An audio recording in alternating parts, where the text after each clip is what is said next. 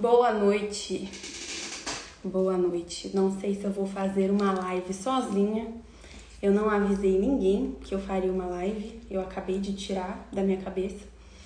Porque eu tava comentando com vocês que eu iria assistir o filme Divertidamente. Que esse filme acabou tomando ali, né, uma proporção que eu nunca imaginei que fosse tomar.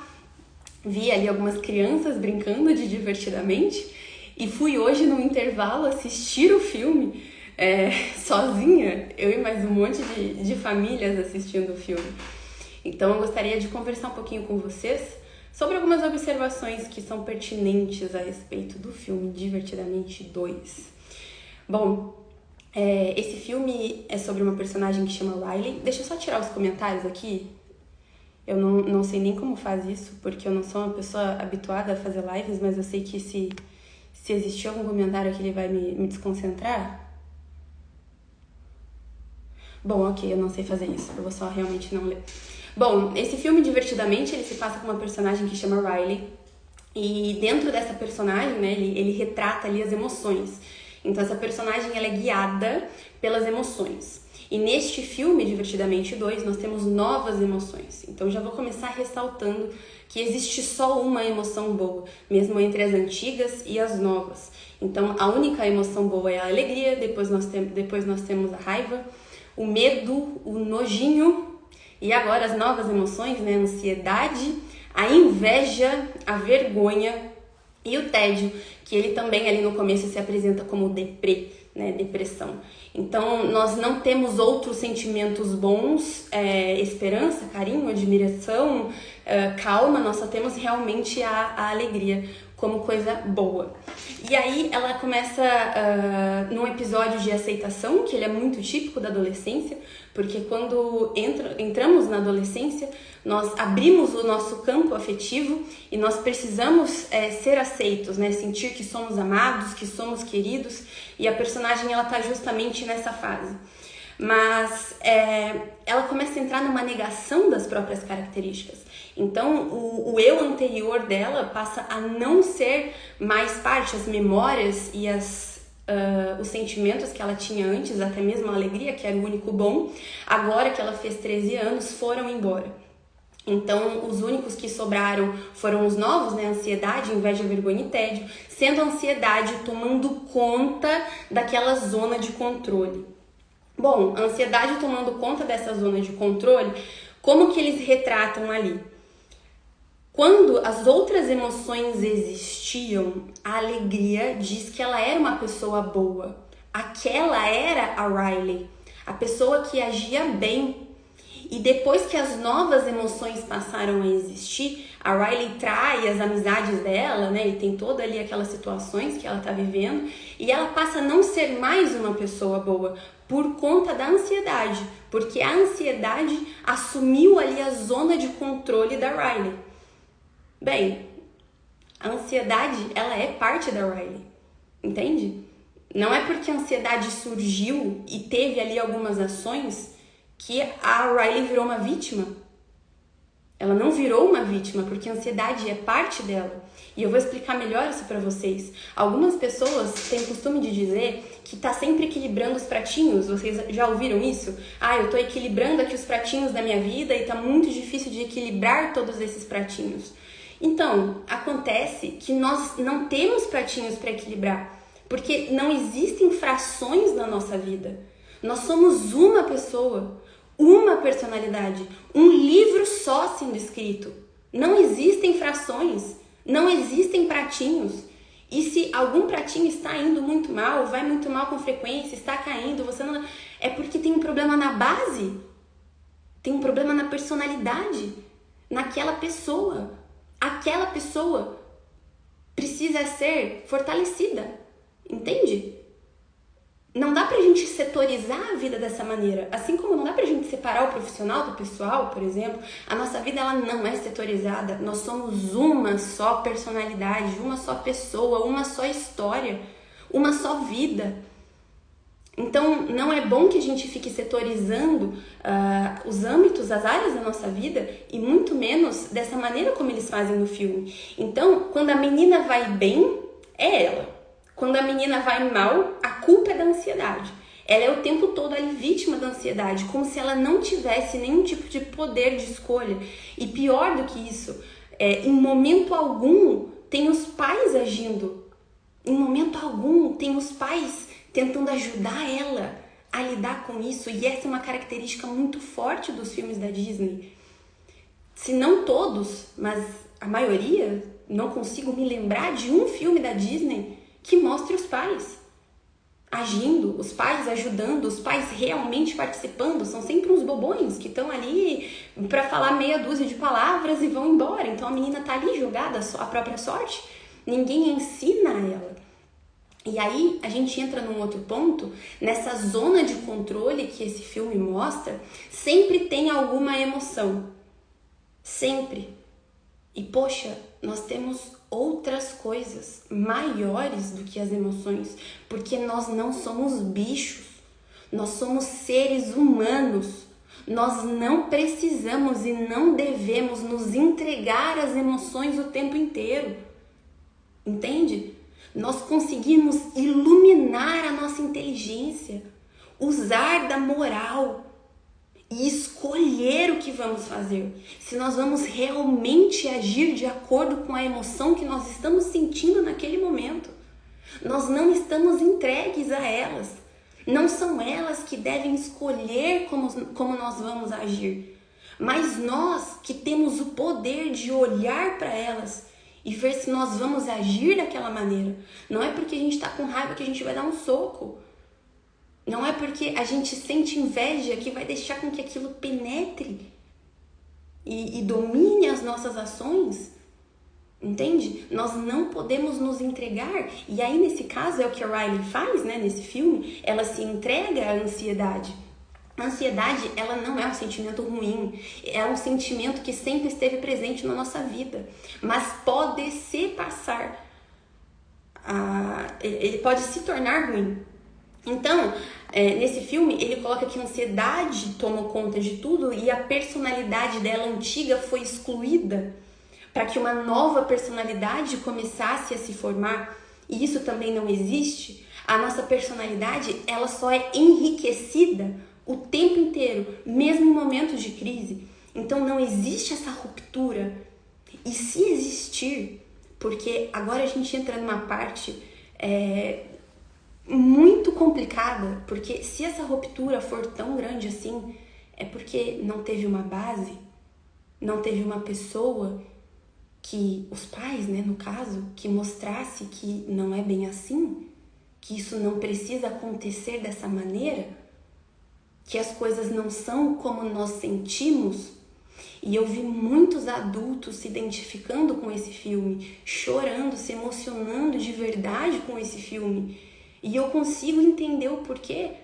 Porque são adultos que foram entregues à própria sorte. São adultos que precisaram entender e lidar com as suas emoções sozinhos. E agora eles chegaram, né? Sempre foi assim, eles chegaram agora na vida adulta e através de um filme da Disney tiveram a explicação de alguns detalhezinhos, porque eles nunca pararam para pensar muito sobre isso. Eles nunca tiveram alguém que norteasse. E é uma explicação muito clara do porquê que os pais gostaram e aplaudiram tanto esse filme. Ele é um sintoma. Esse filme é um sintoma de filhos de uma geração falida. São poucas as pessoas da nossa geração que podem olhar para trás, que podem olhar para os pais e dizer que tiveram de fato uma base sólida, que tiveram os pais ali naqueles momentos onde as crises e as coisas do mundo começam a se apresentar, que os pais ajudassem, que explicassem e que eles não tivessem entregues à própria sorte. Entende? E por isso que eles ficaram maravilhados com aquele filme e acharam que aquele filme era a melhor maneira de explicar para os filhos como as emoções funcionam. Mas esse filme, ele é só um sintoma de uma geração inteira que está muito doente emocionalmente, porque está entregue às emoções. Não consegue mais se pautar em coisas maiores. É sempre o que está se passando ali no peito, e por isso todo mundo é uma montanha-russa de emoções e todo mundo é um prato cheio para ansiedade. Isso é muito complicado, isso é muito triste. Não devem ser os filmes, não deve ser a arte a responsável por explicar para os seus filhos como as emoções funcionam e como eles devem agir. São os pais. Ninguém vai fazer com o amor que os pais vão fazer. Entende? Ninguém vai fazer da sua maneira. Então não delegue isso para os filmes. Eu tô falando isso porque eu vi muita gente falando que levou e foi incrível, porque os filhos passaram a entender as próprias emoções, mas cadê os pais no meio disso? Não é para você entregar os seus filhos assim a quem quiser explicar alguma coisa. E é muito importante que, para quem já assistiu, os pais possam pontuar de que nós não somos domados pelas emoções. Nós não agimos de acordo com as nossas emoções. Nós temos livre-arbítrio, moral, intelecto. A gente deve olhar para as nossas ações e decidir sobre elas. Não permitir que elas decidam o que nós vamos fazer. Elas não devem ter esse poder sobre a gente. Isso é muito preocupante. São montanhas russas emocionais, são pessoas completamente instáveis e difíceis de lidar, entregues à sorte da ansiedade e da depressão, que o próprio filme retratou. E aí a gente entra numa outra parte, né? O que o filme mostra de maneira muito clara pra gente. Que só vai ficar tudo bem se nós buscarmos deixar a alegria tomar conta. E qual que é a grande questão nisso? Nós realmente devemos buscar a alegria, o que vai trazer a alegria e o que vai trazer a felicidade? Ou nós devemos buscar coisas maiores, como a verdade, como o bem, como o certo, o verdadeiro? Porque geralmente o que promete pra gente uma sensação de alegria, né, uma sensação ali de prazer, não é o certo a ser feito naquele momento. É um longo prazo, é visar outras coisas, coisas maiores do que aquela sensação daquele momento. E esse filme não, ele tem essa visão que é nihilista, não leva em consideração nem um pouco a moral e coisas mais elevadas. Então a gente deve buscar alegria. No final das contas, vai ficar tudo bem quando a alegria toma conta. Até porque é o único sentimento bom que esse filme apresenta. Então, ser feliz ali é o grande objetivo. E aí, agora, pra gente finalizar, o porquê que eu não deixaria, né, a minha filha assistir esse filme, a gente tem que tomar muito cuidado com a formação do imaginário das crianças, dos adolescentes e com a nossa. O que é a formação do nosso imaginário? Tudo que nós temos contato alimenta o nosso imaginário. Com as crianças, isso ainda é mais forte. Eu vou dar um exemplo que vocês vão entender. Quando nós éramos crianças, assistíamos a, filmes, séries, novelinhas, desenhos, qualquer coisa que a gente assistia, em algum momento depois daquilo, a gente passava a se imaginar como um personagem. A gente passava a imaginar que a gente estava vivendo tudo aquilo que o personagem viveu. Estávamos sentindo tudo aquilo que aquele personagem sentiu. Então a gente se colocava no lugar dos personagens que a gente gostava. Por isso que na infância e na adolescência isso é muito mais forte, mas porque aquilo estava alimentando o nosso imaginário, do que nós poderíamos fazer, do que nós poderíamos ser. E termos contato com isso é muito importante. Então, as artes alimentam o nosso imaginário, a melhor maneira de alimentar o nosso imaginário, né? A maneira ali onde a gente consegue ter maior acesso, porque na realidade a gente tem um acesso limitado, e aí chegam os filmes, os livros, a novela, a música, e amplia a gama de coisas que a gente consegue ter contato para alimentar a nossa imaginação. Então a arte é uma maneira muito boa de a gente fazer isso. E quando a gente tem acesso a alguns conteúdos que não são bons para nossa imaginação, a gente alimenta ela com coisas que não são proveitosas e que, pelo contrário, dependendo da idade, acabam sendo danosas. Então, se a gente assiste um filme que é triste, a gente acaba ficando um pouco triste. Se a gente ouve uma música que é feliz, aí a gente já fica feliz também. A gente vai assimilando aquilo ali e sentindo junto. Então, uma criança assimilar que em algum momento ela vai passar por um período tão bagunçado, que é a adolescência, ela alimentar o imaginário dela, de que ela está sendo sempre domada por emoções e de que em algum momento alguma emoção vai assumir o controle e que ela vai estar entregue àquela emoção. Será que é uma boa maneira de explicar para a criança como que ela funciona e de alimentar o imaginário dela, que é um arquivo aqui dentro, que sempre que ela for agir, sempre que ela for pensar, ela vai acessar? Nós, por exemplo, sei lá, temos uma conversa e a pessoa conta alguma coisa que aconteceu na vida dela, a gente vai puxar através do nosso imaginário algo que a gente conhece, uma situação similar que a gente viu num filme, num livro, numa outra história de uma outra pessoa e qualquer coisa, vai assimilar aquela informação para poder dar a resposta para essa outra pessoa. Entende a importância do nosso imaginário? E para que eu faria isso com o imaginário da minha filha? Dentro da minha criação não faz sentido. E eu sei que muitos pais já levaram, e é importante, eu gostaria que eles tivessem acesso, mesmo que seja para discordar, mas a esse ponto de vista, para que eles tivessem a oportunidade de pensar de que eles não estão entregues a emoções.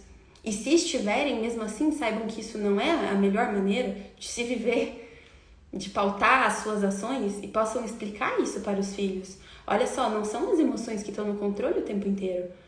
Nós podemos escolher se vamos deixar elas nos conduzir. Nós temos o livre-arbítrio, nós temos a moral, entende? Nós temos a nossa inteligência. Nós não somos bichinhos instintivos.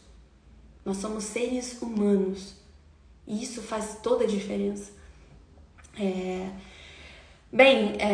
Então voltando, né, só pra gente finalizar, faz muito sentido que esse filme tenha se tornado tão popular e feito tanto sentido para tantas pessoas que não tiveram ali os pais, uma presença que explicasse tudo isso, como as coisas realmente funcionam, como elas realmente podem funcionar, e estiveram entregues por tanto tempo às próprias emoções, né, à própria sorte, a não conseguirem lidar com o que precisavam no momento certo. Mas isso não significa que os nossos filhos precisam passar por isso, entende? Não é porque nós não tivemos que os nossos filhos não podem ter. E por isso eu bato tanto na tecla do quanto é importante vocês fortalecerem a própria personalidade.